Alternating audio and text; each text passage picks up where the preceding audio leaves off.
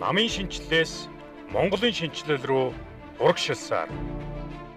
Хөгжил шинжилэл үндэсний 2 дугаар аяны хүрээнд намын анхан дунд шатны гишүүд дэмжигчдийг чадахжуулах сурагч багш нарыг бэлтгэх сургалт үргэлжилж байна. Сургалтанд 21 аймаг 9 дүүргийн намын дарга нар үндэсний бодлогын хорооны гишүүд болон хэрэг эрхлэх газрын дарга нар хамрагдан цаг үеийн мэдээлэл, намын шинжиллийн бодлогыг намын шатны гишүүд дэмжигчдэд хүргэж ажиллах юм а. Хөгжил шинжилэл үндэсний аяны сургалт өнгөрсөн 7 хоногийн пүрэв гарагт эхэлж баруун болон төвийн бүсийн 9 аймаг хамрагдаад байгаа юм. Харин өнөөдөр хангайн бүс, зүүн бүс, говийн бүсийн 12 аймгийн 2 өдөр үргэлжлэх сургалт эхэлж байна. Ардчилсан намаас зохион байгуулж байгаа хөгжил шинжилэл үндэсний 2 дугаар аянтай холбоотойгоор бид одоо үндэсний бодлогын хорооны гишүүд дунд шатны намын дарга хэрэг эрхлэх газрынхаа дарга нарт зориулсан одоо 2 өдрийн сургалтыг зохион байгуулж байна. За энэ сургалтаар бол одоо энэ аяны хүрээнд бид яг юу хийх юм? Орон нутгийн анхан шатны намуудтайгаа яаж ажиллах юм? За анхан шатны намуудын үйл ажиллагааг яаж идэвхжүүлэх юм?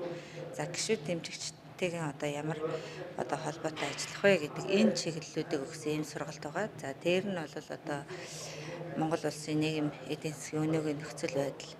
За сөрөг хүчний зүгээс одоо явуулж байгаа бодлого чиглэл гэсэн энэ чиглэлүүдээр сургалтыг зохион байгуулад явж байгаа.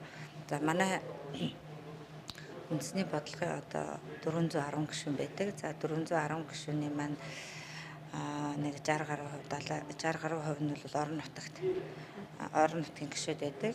За бид сургалтаан бол бас өөрсдийн нөхцөл боломжийн тулгуурлаад 3 хуваагаад нийслэл, за баруун бүс, төвийн бүс, зүүн бүс, говийн бүс, хангайн бүс гэдэг ингээд 3 удаагийн ийм сургалтыг одоо хувааж ингэж зохион байгуулж хийж байна.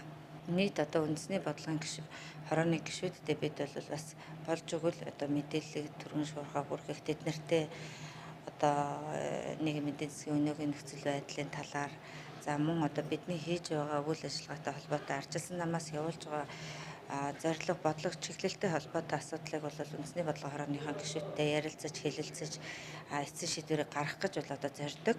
Тэгээд энэ ч утгаараа бид нар одоо энэ жил хэд хэдэн хэлэлцүүлгүүдийг зохион байгуулсан. За тэндээсээ одоо тулгуурлаад энэ 2 өдрийнхөө сургалтын хөтөлбөрийг одоо гаргасан байж байгаа. Тэгэхээр ер нь бол танин мэдхүү гэхээсээ илүүтэй болж өгөх юм бол яг бидний амьдрал тулгамдаад байгаа энэ асуудлаар бол сургалтуудыг зохион байгуулах нь зүйтэй. Өнөөдөр нийгэмд ямар асуудал тулгамдаад байна? Энэ чиглэлийн асуудлуудыг хүндсэн ийм сургалтын агуулгыг бол гаргасан. Анхан дунд шатны гишүүд цаг үеийн үнэн бодиттой мэдээлэлээр хангагдах хэрэгцээ шаардлагад үндэслэн улс төрийн намын тухай хууль эрх зүйн шинжилэл, улс төрийн өнөөгийн нөхцөл байдалд өгөх улсын их хурлдах ардчилсан намын бүлгийн дүгнэлт, байр суурь зэрэг сэдв бүхий сургалтууд хөтөлбөрт багтаж байгаамаа. Мөн намын боловсон хүчнийг чадахжуулах, суурь баазыг сайжруулах зорилго бүхий төрийн албаны зарим асуудлууд, Монгол төрийн бодлого, уламжлал, хөгжил, хандлага зэрэг сэдвээр намын лидерүүд болон доктор, профессорууд сургалт явуулж байгаамаа. Дорногой аймгийн ардчилсан нам яг өнөөдрийн шинжилсэн бүртгэлээр бол 2480 хүн шинжилсэн бүртгэл хамрагдсан байгаа. За мэдээж 2016-тай харьцуулах юм бол тодорхой тоо буурсан. 3600 орчим гишүүнтэй байсан. Шинжилсэн бүртгэлээр бол бид 2480 хүнийг бүртгэжээд байгаа. За үндэсний аяны хувьд бол мэдээж цаг хугацааны хувьд ач холбогдолтой Монголоос улсын аяны одоо арга зүйн зохион байгуулж байгаа үндэсний хэмжээ нь маш том аян. Энийг бол амжилттай зохион байгуулахын тулд аймагаас бас намын бодлого ажлын хэсэг гаргаад идэвхтэй ажиллаж байна. Өнөөдрийн арга хэмжээ сургалтууд ч гэсэн биднэрт бас өргөж өгсөн сургалт болно. Эндээс авж байгаа мэдээллүүдэд нэгтгэхэд бид нар аймаг орон нутгата анхан шатныхаа байгууллага удирдлагуудыг нэгтгэхэд ингээд нэгдсэн зөвлөлт уулзалтын үндэсний аяныхаа арга хэмжээд идэвхтэй оролцоход бэлэн болсон байгаа бид. За Өмнө аймгийн хувьд бол намын анхан дунд шатны байгууллагууд бол одоо өөрийнхөө одоо хэл боломжоор бол ажиллаж байна. Тэгээд манайд бол одоо уулуурхайн том төслүүд хэрэгжиж байна. Байгаль орчны асуудал, усны асуудал маш хүнд байна. Олцтой бэлчээрийн асуудал. Нэг сум гэхэл одоо маш олон том уурхайнууд байгаа учраас бэлчээрэг болсон, олцтой бохимдол их байна. За уулуурхайн компаниуд бас яг малцтай бас үнэн нүүр царайгаа харуулж ярихгүй байна тийм. Ус хотлоо хэлээд байна. Тийм учраас энэ одоо толгомсоо асуудлуудтай бас энэ намын шинжилгээний ажиллагаа хослуулж, уйж ингэж ажиллах чиглэлтэй байна. Тэгээ Монголын сонсын аяны дараагаар бол одоо бид энэ удаагийнхаа хөгжил шинжилгээ энд одоо эрхэн яаж явах талаар одоо намын хүчний байгууллагуудаа ярьж байна. Тэгэхээр энэ аяндаа бол одоо нэлээд идэвхтэй оролцсон. Одоо малчид ард иргэд маань бас өвлийн бэлтгэлээ базаагаад үлжээ бууцандаа буугаад нүүрс түлээгээ бэлдээд одоо авж байгаа ийм цаг үе учраас ирсэнгөө бас бидэнтэй хамтарч одоо нэг нөгөө сайхан ярилцах байх гэж бодож байна. За бид бол үнэхээр одоо сая ч одоо бас энэ сургалтын дээр ярьж байна. Үнэхээр танилын нүүр халуун гэдэг шиг хүн болгонтой бол тулж уулзах хэрэгтэй байна. За хэвлэл мэдээллийн хэрэгслэр бол хөвчлэн за нэг 50% нь бол одоо ташаа мэдээлэлүүд яваад байна. Тий. 50% нь бол дандаа магтсан, хөөрүүлсэн сурчлагааныж нартай.Эмчраас тэр одоо бодиттой тэр ард иргэдэд сонгогчдод хэрэгтэй байгаа тэр одоо үйл мэдээллийн хэрэгслэр мэдээллийн үннийг хэлтгүү тэр мэдээллүүдийг бол нүүр тулан хүн болгонтойгоо танилцсан хүмүүстэйгээ улам сайхан нөхөрлөж ингэж ярилцах шаардлагатай байна гэж бодож байна. Тэгээ намын шинжилгээний хүрээнд бол одоо яг улс орон дээр шинжил явагдаж байна. Эндийн аймгийн хувьд гэсэн одоо бас л шинжил явагдаж байна. Тэгээд бас Монголоос үсээ аянаар нийт одоо бүх сумдаараа явж одоо гишүүд дэмжигчтэйгээ иргэдтэйгээ уулзаж юу яасан бидний одоо Монголоос улсын аян бол маш амжилттай сайн болсон гэдгийг бас хэлхийг хүсэж байна. Тэгээд ер нь бол бид одоо гишүүд бол ер нь ойлгодог болсон байна. Монгол ер нь энэ манай шинжилгээний гол ахуй бол ерөөсөө гишүүдэд тулгуурласан, гишүүдээс асуусан, гишүүдээс одоо шийдүүлсэн одоо тийм одоо гол гишүүд зүйтэй шинжилгээний гол одоо бодлого тэр байгаа. Одоо бүх удирдлагуудаа гишүүдээс сонгож байна тийм үү.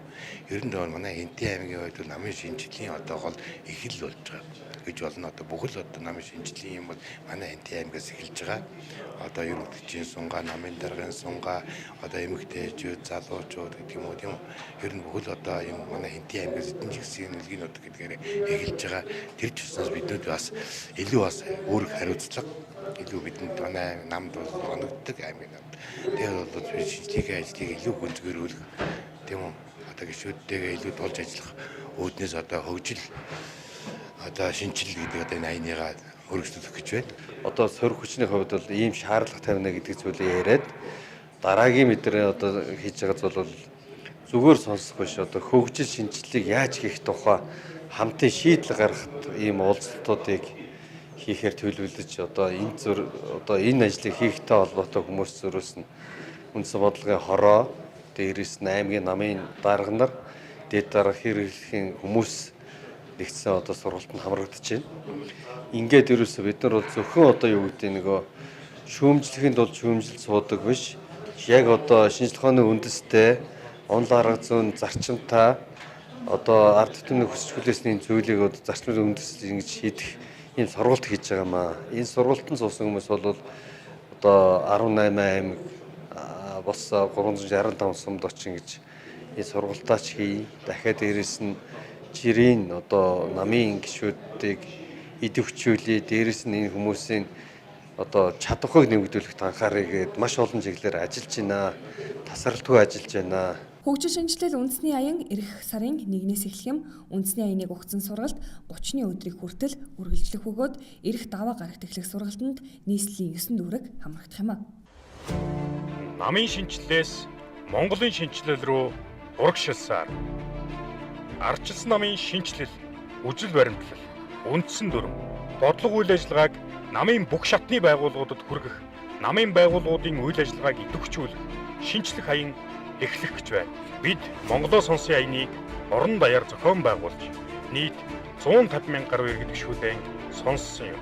Аяны үргэлжлэл болж ардчилсан намын 180 мянган гаруй гишүүдэн сонсож, намын шинжилэл үргэлжилнэ. Намын шинжилэлээс Монголын шинжилэл рүү урагшилсан.